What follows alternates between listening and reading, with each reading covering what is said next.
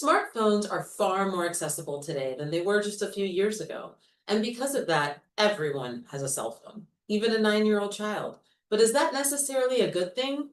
We've been finding here in pediatrics that there has been an increase in ADHD, sleep regression, and depression and anxiety, all associated with cell phone use. On this next episode, I'm going to answer your questions as parents on how to manage cell phone use in kids and what effects they have on them, whether they're positive or negative. On the next episode of Ask the Doc, no appointment needed.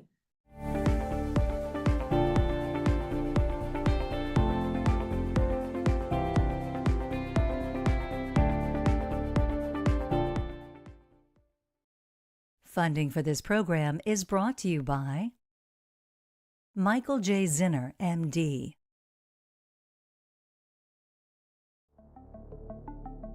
Send in your questions to questions@allhealthtv.com or AllHealthGo on Facebook or YouTube, or visit the Ask the Doc page on our website, allhealthtv.com.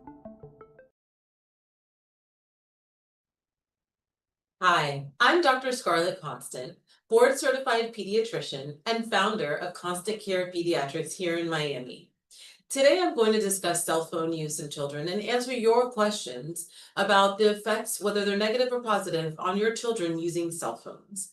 Please remember to send in your questions and I'll answer them in real time on this episode. Looks like we have a question coming in now, and this question is from Daniel. Hi, Dr. Constant. I've been reading more about the negative effects on cell phone use on children. From a medical perspective, what age would you consider too early for a child to have a cell phone? Well, Daniel, I think that, obviously an elementary school student is far too early, but to be honest, I think a cell phone could safely be given to a child above the age of 15. And why? This is because children younger than about 16 are still forming they're actually forming their identity, their thoughts, their beliefs. They're very impressionable, and some might even call them gullible. And once you have a cell phone with apps that gives you access to information anywhere, unvetted or vetted information, these children can form ideas or believe things that might not be suitable for them. And I think it is a very, very dangerous territory to start introducing young children to subject matter and concepts and even opinions that might be above their developmental level to say. And I also feel that, these children develop complexes and feel a fear of missing out on what's happening if they're constantly looking out and seeing what other people are doing around them, and they don't really have an understanding of the concept of time. There are many different facets to discuss about a younger child, but in summary, the reality is they're underdeveloped mentally and emotionally, they're impressionable, they're gullible, and they're unable to regulate their time, they're unable to discipline their screen use. So I think once all of those factors are in play, then a child is too young for a cell phone. Now, I will say that as a parent of two children that are in many activities and go to school and go from one location to another, of course, sometimes it's easier to have a cell phone because you need to contact your child or maybe discuss with them some changes in the plans that are made for the day. In that case, I would say another solution is to give your child a phone that can make calls and send text messages, but that doesn't have any apps, or there are even some phones that don't have Wi-Fi at all. So that's a healthy alternative if you need to communicate with your child, but you don't necessarily want them to have access to social media. Here comes another question, and this question is from Carolina. Hola, doctor. As a very concerned mother, I'd like to know what are some signs of anxiety in children? And do you find a connection between getting a cell phone at, say, 9 or 10 years old and the development of anxiety a few months later?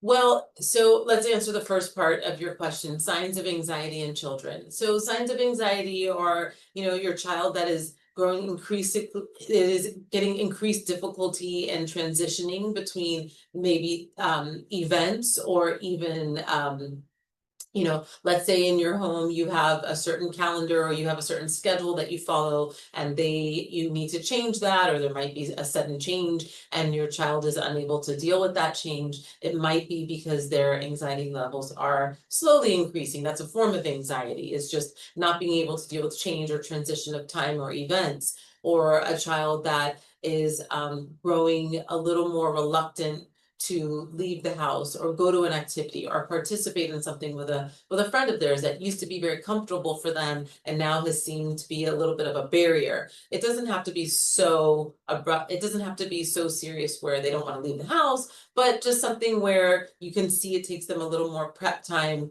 to go execute a task or join their family, their friends or family for an activity. If you see that it's very hard for them, or they're maybe more reluctant than they used to be, that's also a little sign of anxiety. Maybe they're questioning you more than usual about an event or something that is planned, and they keep asking you for the details over and over. Those are all signs of anxiety. So is there a direct causative effect with the cell phone? Absolutely not. Is there an association? Of course.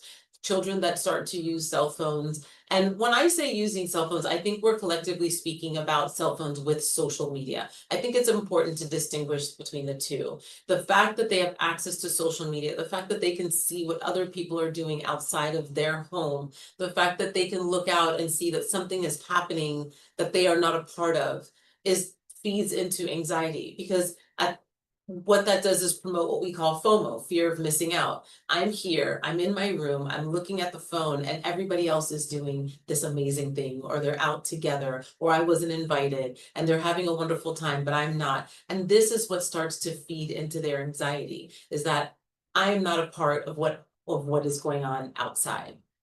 So I do think that there is a bit of an association, but certainly it's not causative. Let's see, we have some other questions coming in. This is a question from Facebook, from William. Dr. Constant, my elementary and middle school kids are on their laptops, phones, and iPads all day long. How much daily screen time is considered excessive for children under 14? So we used to say in pediatrics, no more than 2 hours of screen time, but let you take a look at this video and we'll discuss afterwards. Is your teen always texting or gaming? Or you just don't know? We've always told parents to try to monitor their children's online content, to try to limit it, to make sure that it's not affecting their sleep or their schoolwork or their mood. And that's a huge job, says Dr. Nasheen Aminuddin. Kids can get online literally from the palm of their hands. For parents, I would recommend that they check in with their kids, that they try to find out what kids are doing when they're online. Are they spending time, playing games with friends, or are they searching for things? Are they using it for schoolwork? You're addicted to this thing! Excessive use of social media can be related to how it affects your child. Anything that is affecting your child's sleep, anything that's affecting their mood, anything that is affecting their academic performance would be considered excessive use. No, Mom. Yes! I'll be up in 10 minutes. No, now! For the Mayo Clinic News Network, How do you push these buttons? There! I'm Jason Okay. Howland. Come on, Mom. No! This is an addiction!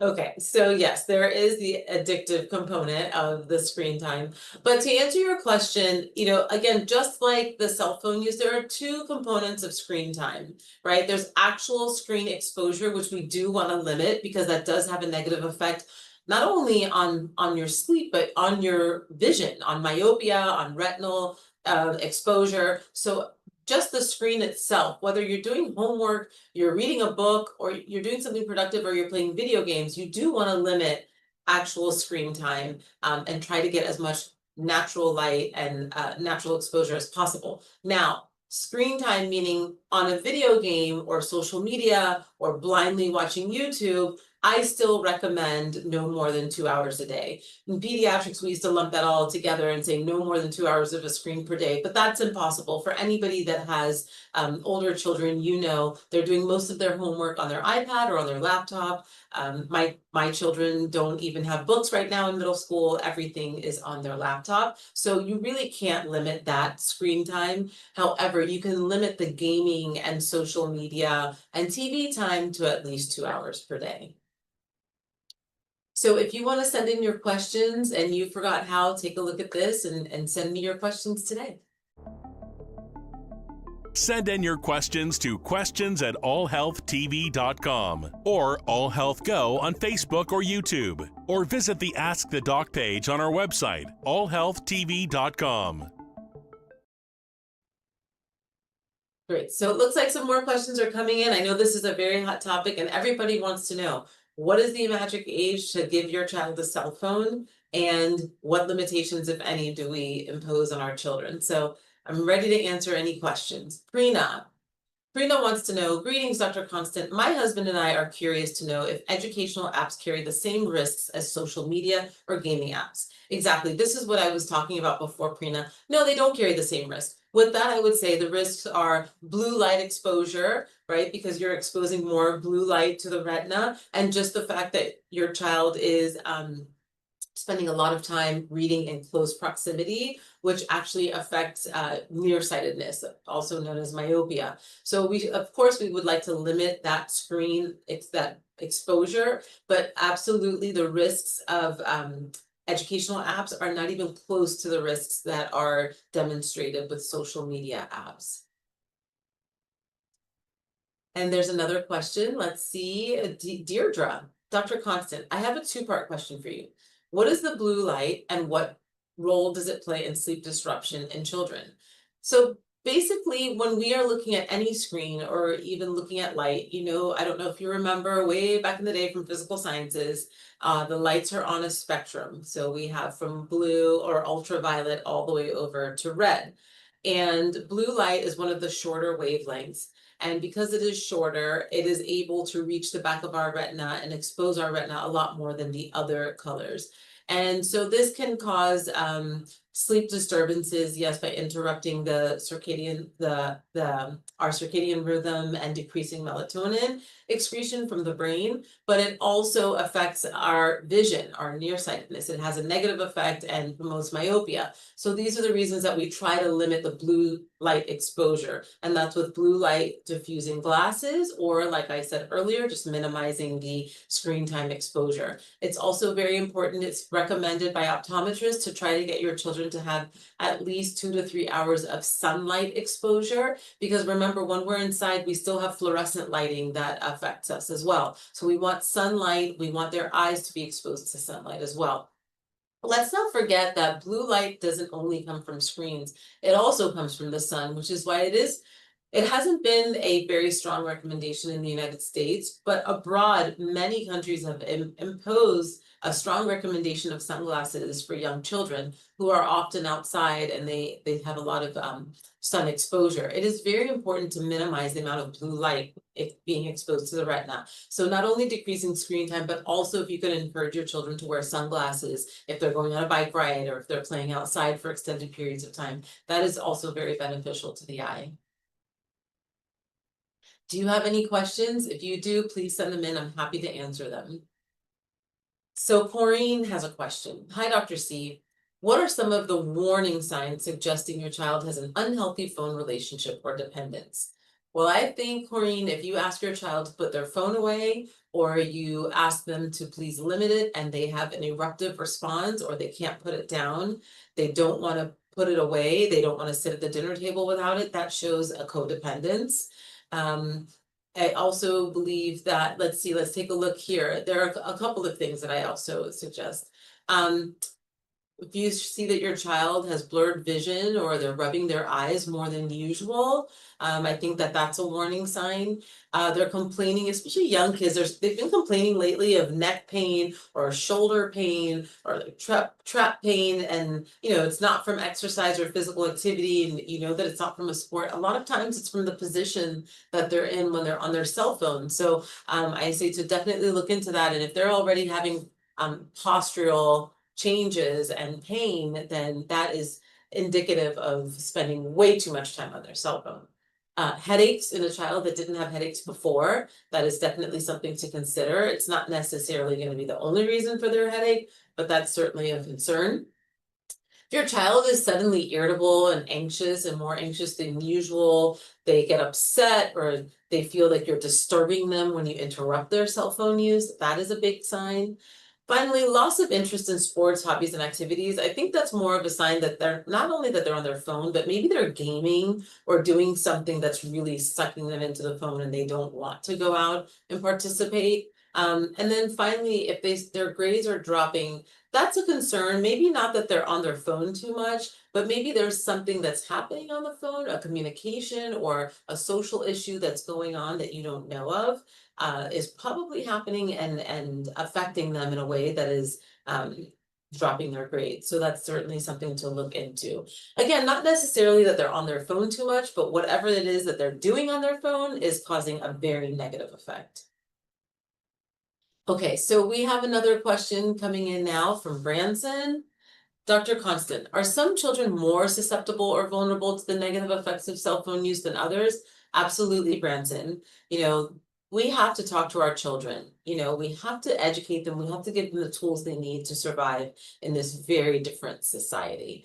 And a child that is confident, that understands what social media is and how it works. And, we all know about the clickbait and the phishing and all of the different tactics that have been used now to really trap children and adults into going down the black hole and getting sucked into the phone. If we can educate our children and prepare them, then they might be less susceptible because they understand what is in front of them. If we could help them be less impressionable, we can teach them, then of course they are less vulnerable than others. Also having a strong sense of confidence and, not being bothered if you see online that there's a party going on and you're not there. A child that has less self-confidence and that feels a little bit like an outsider in the first place is going to be very affected by that. So absolutely, there are children that are more susceptible than others, but then that's our job as parents to prepare them and to teach them and to give them the tools they need to withstand some of the things that they're seeing and get through it and not be personally affected by it. Okay, so if you guys want to send in questions, take a look and see how to do it. Send in your questions to questions@allhealthtv.com or AllHealthGo on Facebook or YouTube, or visit the Ask the Doc page on our website, allhealthtv.com. Okay, so it looks like everybody has a question about this. Did we decide the magic age to have a cell phone is 16? I'd like to say that I think the best thing to do is for parents to actually communicate with each other and get together, parents of groups or schools or friend groups, and come up with an age together, because we all know that a child wants a phone only because their friend has it, and so on and so forth. So if everybody makes a decision together to not get the cell phones, then nobody feels left out. So why don't we think about that? Okay, looks like we have a question coming in from Kiko. Hey doc, what role do parents' phone habits play? Kiko, that's a great question. Parents' phone habits play a huge role. I'm sure everybody watching this show has gone out to dinner and seen a table, party of 4, where every single person at the table, parents included, have been on their cell phone. If mom and dad are on their cell phone, browsing, reading the headlines, what do you think the 2 kids at the table are going to do? They're not going to just talk to each other and bypass their parents. They're also going to pull out their phone and they're going to get on their phone.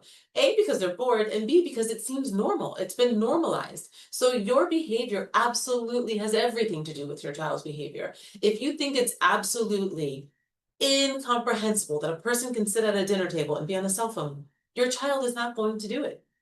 So we need to set examples for our children.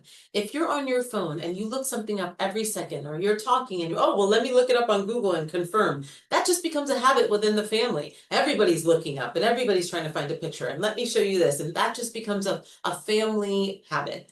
Absolutely, we need to watch what we're doing as adults. We need to look at our own cell phone use before we start criticizing the children and then telling the kids that they're more anxious and depressed because they're addicted to a cell phone. Okay, so here's a question coming in from Tilly. Hi, doctor. How can parents set boundaries without escalating conflict? Well, Tilly, if I had the answer to that question, I would be a millionaire. Listen, of course you're going to have a bit of conflict. Of course you're going to have a little bit of resistance, but that's part of being a parent. We understand that that's par for the course. I think a great idea is when you get a phone for your child, you want to set the boundaries before you give them the phone. I have a lot of friends that have had an amazing idea of creating a cell phone contract. They discuss the contract with their child. Their child actually comes up, they draft the contract together. So it's not a contract that a parent comes up with and their child just signs it. You and your child could draft this contract together and discuss what you feel should be incorporated and what they will agree to. And then you sign it together. And I think that's a lovely way to start off with the phone so that you don't have fights in the future. And then you're not escalating conflict because the agreement has already been there and you've discussed it at length. I think that's the most open and honest way to approach giving a phone to your child. Okay, so we have another question coming in, and this question is from Landon. Hi, Dr. Constant. Our 5th grade daughter doesn't seem to be having positive interactions with other kids her age. I'm sure there are many reasons for this, but we'd like to know if her smartphone inhibits her social development. Well, Landon, it's almost the chicken or the egg, right? Maybe she has a tough time interacting and she's a bit shy, therefore she retreats to her phone because, in an awkward situation when you're alone, usually the comforting thing is to jump on your cell phone and look like you're locked in and engaged in something so you don't feel like you're just sitting there alone. So that could be one thing, or the fact that she's so engaged in her phone and interacts only via the cell phone, she does not know how to interact socially with her friends. So it could be one or the other, but absolutely they are associated, and it is important to help her engage in a manner that is healthy. It is important to teach her or encourage her to interact with her classmates, and you could even help facilitate that by inviting 1 or 2 friends over or taking them out somewhere. So maybe she feels a little bit better if it's in a setting in a neutral environment where it's not necessarily her home and you don't want her to go to somebody else's home and feel awkward. So maybe you take them out somewhere and they can interact together without any devices. You could take them to do something interactive rather than bringing your child and a friend to a movie. You might want to take them to something that's a little more interactive, like bowling or mini golf, or even just taking a walk or going to the mall where they can talk to each other and engage and not have a device. So if this is difficult for your daughter, yes, for many reasons, you can help facilitate and help her, but definitely take the phone away in order for her to not have this crutch that's constantly present. So it looks like we have another question coming in, and this is from Pierre. Hello, Dr. Constant. I'm concerned about my 6th grader being addicted to his phone. I'd like to talk to the pediatrician about it, but he's not sick or anything. Can we just make an appointment to discuss his phone use? Pierre, you can make an appointment to discuss anything with your pediatrician. That's what we're here for. We're here to help you and to guide you and to discuss topics with you and your child that might be difficult to discuss at home alone. You don't necessarily have to be sick to go to your pediatrician. So I would tell you to please feel free to call your pediatrician and talk about it, and they'll guide you with the next steps as far as seeing them in person or maybe even via telehealth.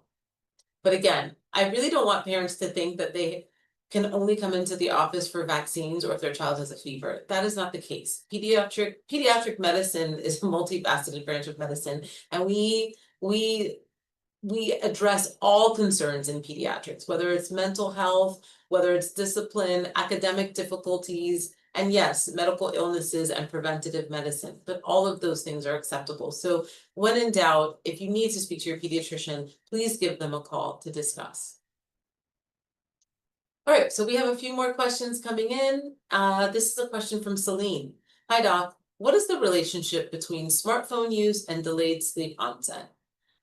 So smartphone use, again, like we've discussed, when you're using your cell phone, there is definitely a blue light emission that exposes that is giving high exposure rays to the retina, excuse me. And that does affect the melatonin secretion in the brain, thereby affecting the onset of sleep at night. But I will also say on social media, there are other things that are affecting sleep onset. For example, if you're watching your friend or reading a disturbing message from a friend, or you see something that upsets you or gets you thinking, you're going to be lost in your thoughts, and maybe even pervasive thoughts start to occur. And there's no way that your child can get to sleep when this happens. Pervasive thoughts, intrusive thoughts, or you might read a headline that might be a little disturbing, or your kid might read a news article that is just upsetting. Aside from that, you also have videos that are high speed videos that kind of capture you and keep you engaged, and that also causes your brain to fire off a lot of neurons and excite the brain when really you should be relaxing and decompressing before bed. So there are many reasons that smartphone use, or many ways that smartphone use can affect sleep onset. So I usually recommend to my families to please put away the cell phone at least 2 hours before bed. And in your home, you have an area where you collect all of the cell phones, all of your kids' cell phones and chargers and tablets, and you put them in a drawer 2 hours before bedtime. They cannot be turned on, they cannot be used. This is lights out before bed. That way they have their own natural decompression time, whether it's reading a book, talking to each other, or just hanging out in their room listening to music. So I think that's the best idea for good sleep hygiene and for screen time and smartphone control in the home. That's all the time that we have for today. Thank you so much for listening, and I'm glad to answer any more questions. You can just send them in and we can answer them on the next show. Thank you and have a great day. Send in your questions to questions@allhealthtv.com or AllHealthGo on Facebook or YouTube, or visit the Ask the Doc page on our website, allhealthtv.com.